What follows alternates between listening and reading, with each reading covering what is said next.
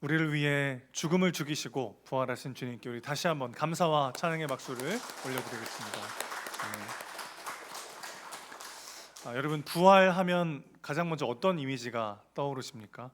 무덤 문이 열리고 예수님께서 영광 중에 다시 사신 모습을 생각나기도 하고, 또 눈부신 아침, 그 햇살을 받으며 희망 속에 뛰어가는 여인들의 뒷모습이 그려지기도 합니다. 부활은 영광스럽고 찬란하고 우리 모두에게 소망이 되는 복된 소식이죠.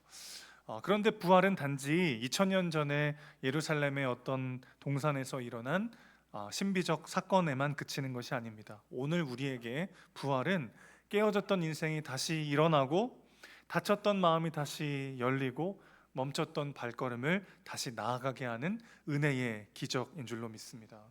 예수님이 우리를 위해 죽음을 죽이시고 부활하셨다는 건 어떤 뜻이죠? 우리 인생의 끝이 결정되었다는 것입니다.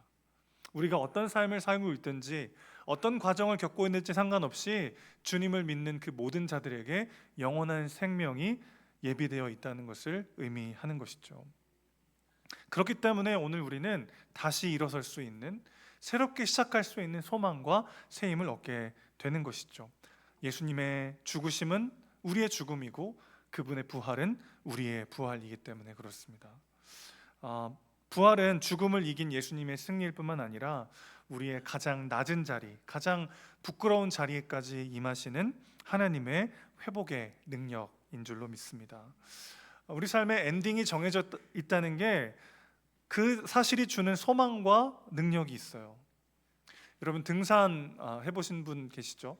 등산을 저는 어릴 때 자주 갔습니다. 아버지가 등산을 좋아하셔가지고 한국의 유명한 산은 거의 다 가봤는데, 등산을 가잖아요. 그러면 이제 너무 힘드니까 언제 다 정상 오나, 그런 마음에 이제 내려오시는 분들마다 이제 물어보는 거, 얼마나 남았어요? 그러면 한결같이 마치 짠 듯이 뭐라고 대답해요? 다 왔다, 다 왔다, 다 왔다. 근데 30분 전에도 다 왔다고 했거든요, 분명. 계속 만나는 사람마다 아저씨 얼마 남았어요? 그러면 다 왔어, 다 왔어. 근데 이제 속죠. 다 안 왔는데 다 왔다고 해주죠. 근데 이제 가다가 이제 거의 정상이 되면 거의 보이잖아요, 정상이.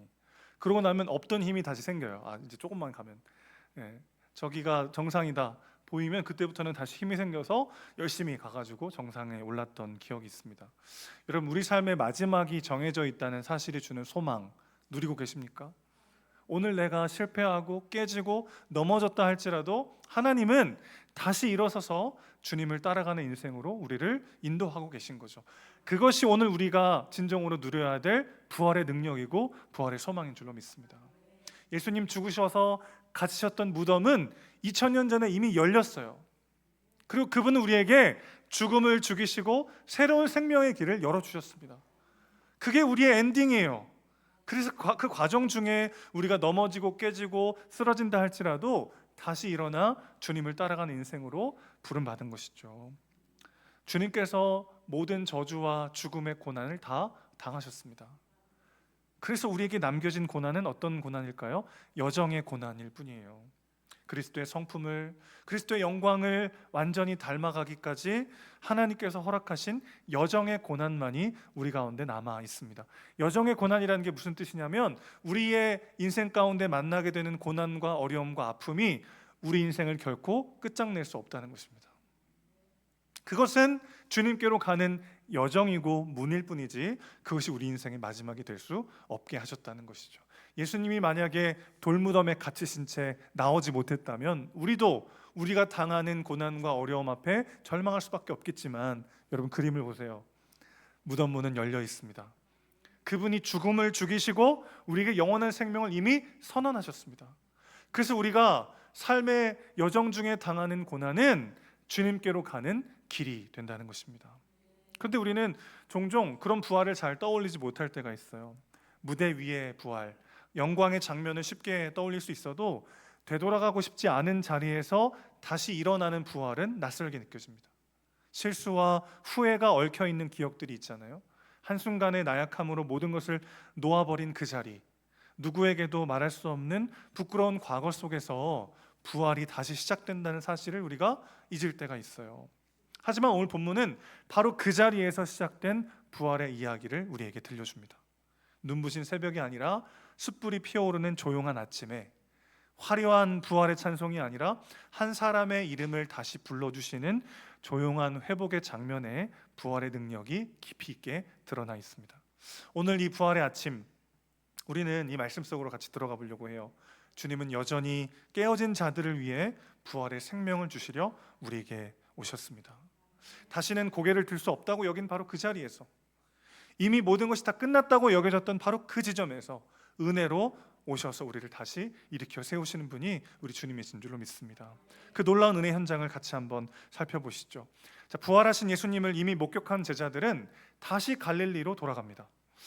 그들은 부활하신 예수님을 만나고 나서도 왜 고향으로, 어부의 삶으로 되돌아간 것일까요? 성경은 이에 대해서 직접적인 설명을 하고 있진 않아요. 그저 베드로가 나는 물고기를 잡으러 가겠다 하니까 다른 제자들도 다 같이 함께 가겠다라고 말하는 장면을 담담하게 기록할 뿐입니다. 그 중에는 도마도 있었어요. 도마의 별명이 있죠. 도마의 별명이 뭐죠? 의심 많은 도마. 2000년이 지나도 아직까지 고통당하고 있어요.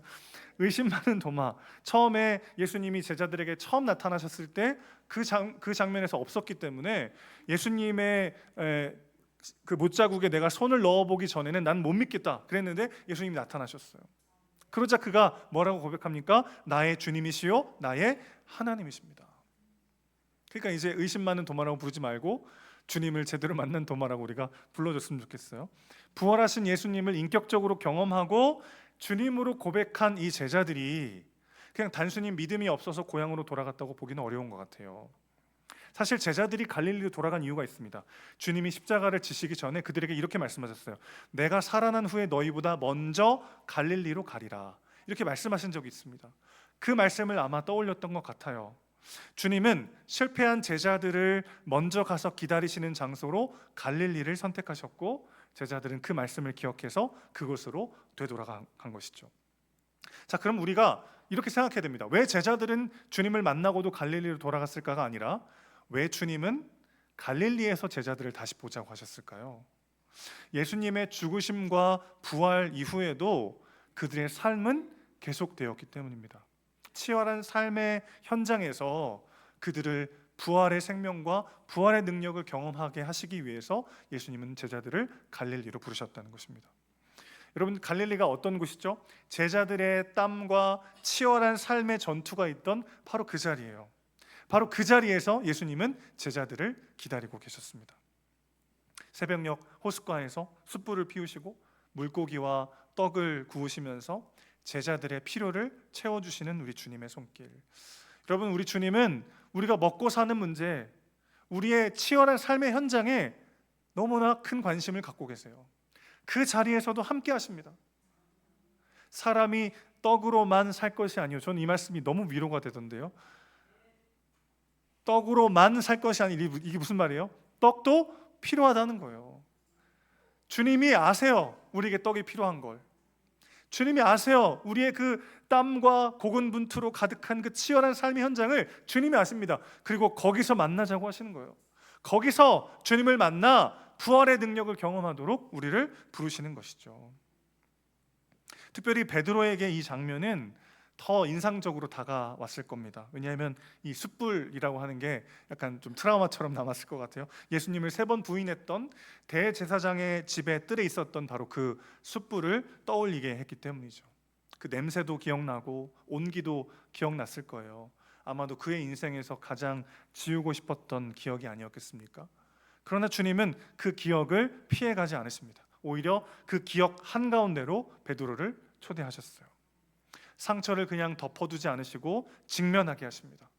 예수님은 단순히 베드로의 상처를 위로하고 끝내시는 것이 아니라 그 상처를 딛고 다시 일어설 수 있도록 그에게 새로운 기회를 열어주시는 거죠. 진정한 회복은 우리 안의 결핍과 상처와 마주할 때에만 시작될 수 있습니다.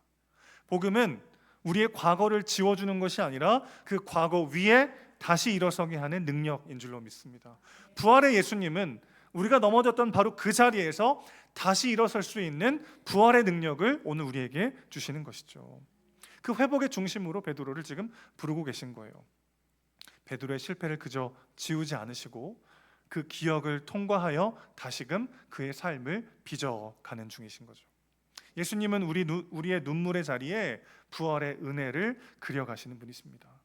그래서 항상 여러분 기억하셔야 돼요. 중요한 건 넘어지지 않는 게 아니에요. 다시 일어서기를 멈추지 않는 것입니다. 부활의 능력을 믿으십니까? 주님께서 죽음을 죽이시고 다시 부활하셨다는 걸 정말 믿으십니까? 그렇다면 다시 일어서기를 멈추지 마십시오. 주님은 바로 그 자리에서 우리를 다시 일으켜 세우시고 부활의 능력으로 완성하시는 우리의 하나님이신 줄로 믿습니다. 요한복음 전체에서 이 숯불이라는 단어가 딱 2번 등장하거든요. 한 번은 오늘 본문이고 또 한 번은 요한복음 18장 18절. 한글 개역개정 성경은 안 나오지만 헬라 원문에는 숯불이라는 단어가 쓰였습니다. 이 장면이 어떤 장면이냐면 베드로가 대제사장의 뜰에서 예수님을 3번 부인하던 바로 그 밤,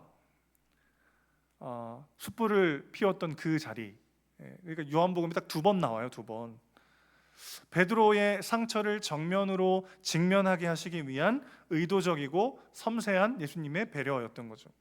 익숙한 냄새, 따뜻한 온기, 부끄러움으로 얼어붙었던 그 기억을 마주하게 하시면서 그 상처 위에 회복의 불길을 다시 피우고 계셨던 것이죠. 다시 한번 강조하고 싶어요. 복음은 우리의 상처를 지우는 게 아니라 그 상처 위에 사랑과 은혜를 새겨넣는 하나님의 능력인 줄로 믿습니다. 자, 숯불가에서 조용히 식사를 나누신 다음에 예수님이 베드로에게 질문하세요. 여러분, 재밌는 장면은 이때까지 베드로가 아무 말도 하지 않았다는 거예요. 늘 가장 먼저 행동하고 제일 먼저 말했던 그가 오늘따라 조용합니다. 그럴 수밖에 없죠. 예수님께 무슨 할 말이 있겠어요, 베드로가. 입이 10개라도 할 말이 없죠. 그래서 그냥 침묵하고 가만히 고기만 굽고 있었어요. 근데 예수님이 베드로에게 직접 질문하시는 거예요. 요한의 아들 시몬아, 네가 이 사람들보다 나를 더 사랑하느냐. 자, 여기서 예수님이 베드로를 뭐라고 부르십니까? 요한의 아들 시몬이라고 부르십니다. 여기에는 특별한 의미가 담겨 있어요. 베드로라고 하는 이름은 주님께서 그를 부르셨을 때 새로 지어주신 이름이죠. 반석이라는 뜻입니다. 반석. 그런데 베드로가 지난 3년 예수님을 따라다니는 동안 정말 반석 같은 삶을 살았나요? 전혀 반석 같지 못했어요. 불같이 일어났다가도 순식간에 식어버리는 칼대 같은 사람이었어요. 가벼운 조약돌 같은 사람이었습니다. 그런데 지금 예수님이 그를 처음 부르셨을 때 사용하셨던 본래의 이름 시몬으로 그를 부르고 계신 거예요. 이게 무슨 뜻입니까, 여러분? 반석 같지 않아도 그 모습 그대로를 사랑하시고 다시 그를 불러주시는 거죠. 그를 다시 처음 시작점으로 데려가시는 거예요. 실패 이후에도 여전히 처음 부르셨던 그 사랑으로 그를 맞이하고 계십니다. 예수님은 베드로의 실패를 지적하지 않으셨어요. 오히려 처음으로 돌아가게 하시고 거기서부터 다시 시작할 수 있도록 베드로를 사랑하신 것이죠. 저 같으면 이렇게 물었을 것 같아요. 대체 왜 그랬니? 어떻게 그럴 수 있니? 우리도 종종 누군가에게 실망하거나 배신당하면 내 마음속에 본능적으로 그렇게 묻게 되잖아요. 그날 밤 왜 그랬어? 나한테 어떻게 그럴 수 있어? 말이나 하지 말지. 그러나 예수님은 그런 식으로 베드로를 정죄하지 않으셨습니다. 오히려 단 하나의 질문만을 반복해서 말씀하세요. 네가 나를 사랑하느냐? 이 질문은 정죄가 아니라 초대죠. 주님 앞에 설 자격도 없고 감히 주님께 뭐라고 말할 자격도 없는, 그렇게 느껴지는 한 사람에게 허락되는 유일한 말문 아니겠습니까? 사랑은 그 사람이 할 말 있게 만들어주는 거라고 누군가 그랬어요. 침묵하던 베드로는 다시 입을 열기 시작합니다. 다시 주님을 바라볼 용기를 얻게 되는 거죠. 주님 앞에 아무것도 드릴 것이 없고 정말 입이 10개라도 할 말이 없는 그 상황 속에서 주님은 우리에게 할 말을 있게 하십니다. 우리 이름을 불러주시고 우리가 다시 주님을 바라볼 수 있도록 우리를 이끄시는 것이죠. 15절 하반절 다시 보십시오. 요한의 아들 시몬아, 네가 이 사람들보다 나를 더 사랑하느냐. 이 표현은 다양한 해석이 가능한 표현인데 전체적인 맥락을 한번 살펴볼 필요가 있겠어요. 베드로가 이전에 예수님께 했던 말이 있습니다. 예수님이 나는 이제 십자가를 지고 죽을 거지만 너희들이 다 나를 버리고 떠날 것이다, 이렇게 말씀하셨을 때 베드로가 뭐라고 말했었죠? 모두가 다 버리더라도 나는 절대 버리지 않겠습니다. 죽으면 죽었지 주님을 절대 배신하지 않겠습니다. 그렇게 단언했던 사람이 바로 베드로입니다. 그런데 다른 제자들은 뭐 말할 것도 없이 베드로는 예수님을 저주하고 그렇게까지 배신했었어요. 그러니까 지금 네가 이 사람들보다 나를 더 사랑하느냐, 이거 어떤 뜻이겠습니까? 다른 사람들이 예수님을 사랑하고 예수님을 따르는 것보다 더 깊이 더 크게 사랑한다고 말할 수 있겠느냐, 이렇게 묻고 계신 거죠. 여기에 대해서 베드로가 어떻게 대답합니까? 그가 더 이상 자신 있게 말하지 못해요.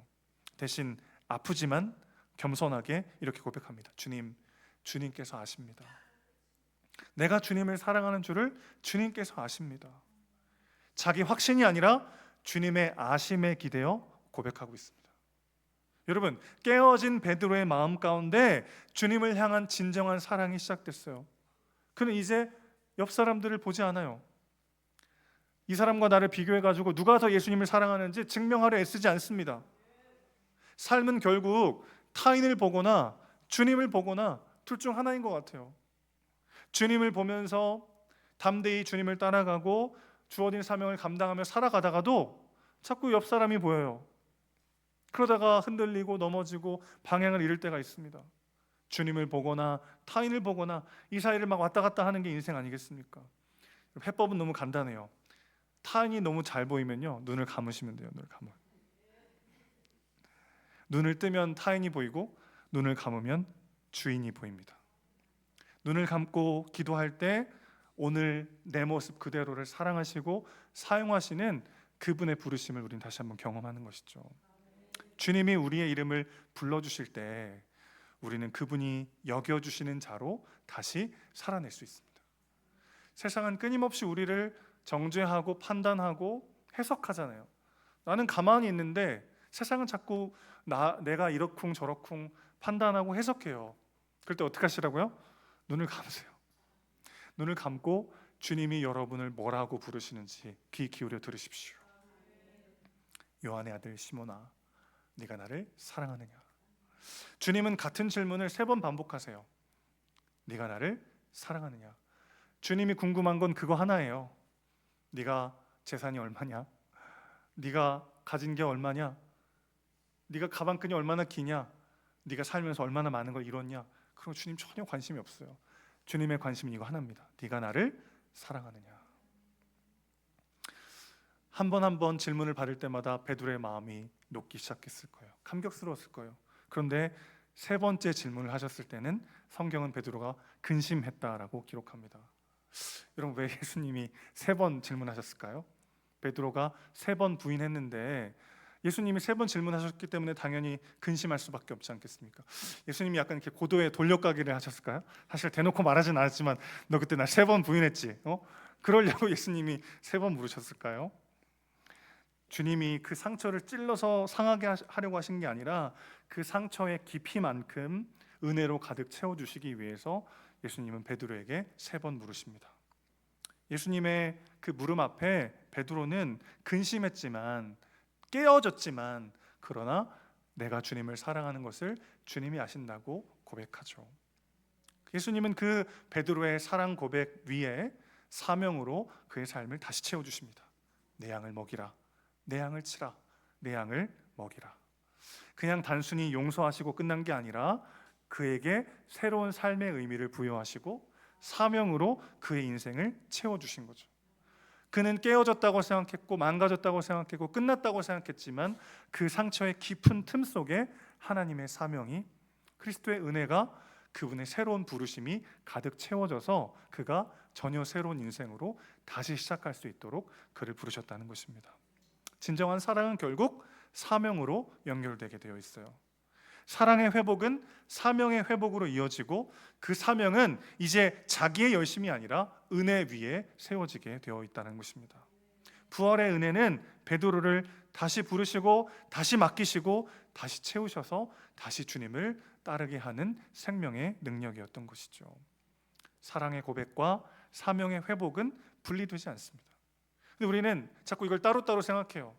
내가 얼마나 주님을 사랑하는가, 그것이 내 사명을 결정하는데 나는 내 현실과 내 상황이 어떤가, 내가 갖추고 이룬 것이 무엇인가로 내 사명을 보려고 합니다. 그러나 여러분, 다시 한번 강조하고 싶어요. 오늘 주님이 우리에게 물으시는 건 뭐밖에 없습니까? 이거 하나예요. 네가 나를 사랑하느냐? 그러면 그 모습 그대로 하나님이 부어주시는 은혜와 사명으로 채워 그 모습 그대로 주님께 쓰임받는 인생이 되는 것이죠. 그분을 마음 다해 사랑할 때 내가 감당해야 될 사명의 자리가 더욱 선명해지더라는 것입니다. 사명은 인격이 훌륭하고 많은 것을 가지고 여유가 있는 사람들만 감당하는 게 아니더라고요. 내 상황이 이런데, 내 실력이 이런데, 난 이렇게 망가지고 깨졌는데 전혀 중요하지 않아요. 주님을 사랑하는 모든 자는 사명자입니다. 같이 한번 따라해 주십시오. 주님을 사랑하는 모든 자는 사명자입니다. 아멘. 여러분 정말 믿으십니까? 주님이 우리를 그렇게 만드십니다. 주님이 맡겨주신 그 부르심의 자리는 주님을 사랑하는 한 사람 한 사람, 이런 나이기 때문에 감당할 수 있는 그 사명의 자리로 만드시고 그런 자들로 채우신다고 우리 주님은 말씀하시는 것이죠. 그러니 나의 깨어짐을 보지 마시고 그 깨어짐에 채우시는 하나님의 은혜와 부르심을 보십시오. 그런 나이기 때문에 감당할 수 있는 사명의 자리로 나를 부르시는 그 주님을 담대히 따라가는 저 여러분 되시기를 주님의 이름으로 축원합니다. 결국 부활의 은혜는 어디로 이어집니까? 사명으로 이어집니다. 예수님은 베드로에게 3번의 질문을 던지신 후에 한 걸음 더 나아가시죠. 그는 그 베드로의 사랑의 고백 위에 사명을 얹으실 뿐만 아니라 그의 미래를 향한 예언적 말씀을 전하십니다. 우리 18절 말씀을 다 같이 한번 한 목소리로 읽겠습니다. 18절입니다. 시작.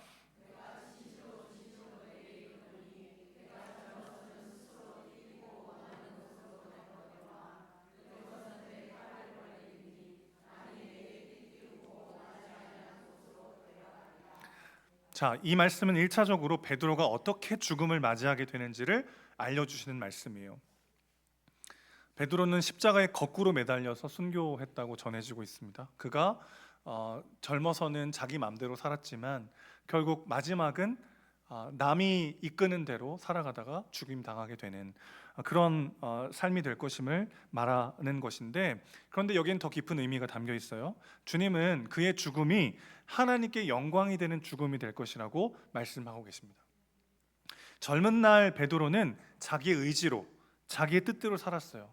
그런데 이제 그는 더 이상 자기 자신이 주인 되지 않고 주님께 붙잡힌 바 된 삶으로 살아가게 될 것입니다. 여러분, 이건 저주일까요? 축복일까요? 저주일까요? 축복일까요? 이건 내 마음대로 살 수 있는 인생이 아니라 뭐 하나 내 마음대로 안 돼요. 내가 계획한 게 하나도 계획대로 안 돼요. 내가 바라고 원하는 대로 삶이 굴러가질 않아요. 좀 더 현대적 용어로 풀어주니까 더 와닿으시죠? 이거 축복이에요? 저주예요? 점점 목소리가 작아지고 있습니다.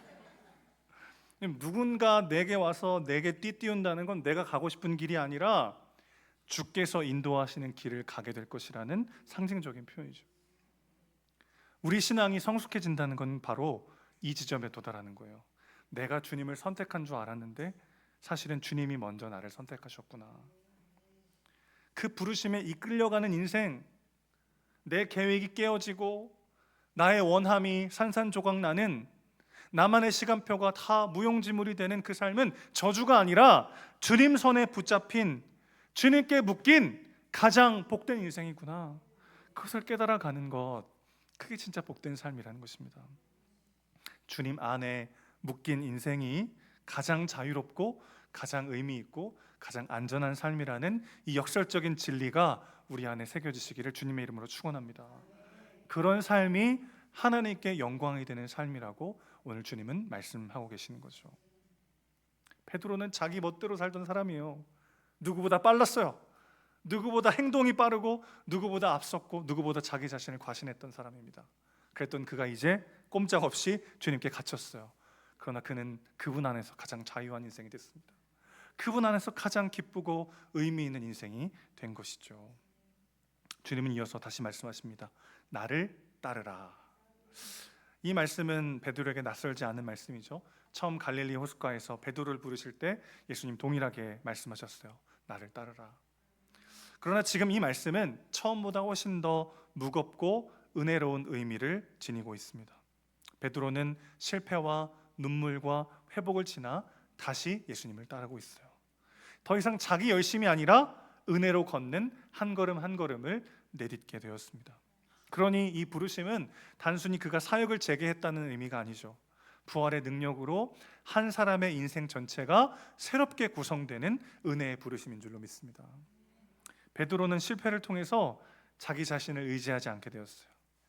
그 상처를 직면하면서 은혜의 깊이를 깨달았고 이제는 자기 중심성에서 벗어나 주님 중심으로 걸어가는 삶의 여정을 시작하게 되었습니다. 주님을 사랑하는 그 마음이 사명의 출발점이고 그 사명은 우리가 살아가는 이유가 되는 것이죠. 나를 따르라.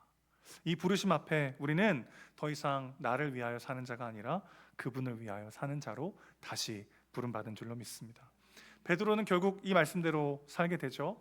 그는 자신의 인생을 주께 붙들린 사람으로 살아갔고 결국 십자가의 거꼴로 매달려 순교했지만 그의 인생이 하나님의 영광을 비추는 너무나 귀한 하나님의 사람이 되었습니다. 부활의 은혜는 단지 살려주는 은혜가 아니에요.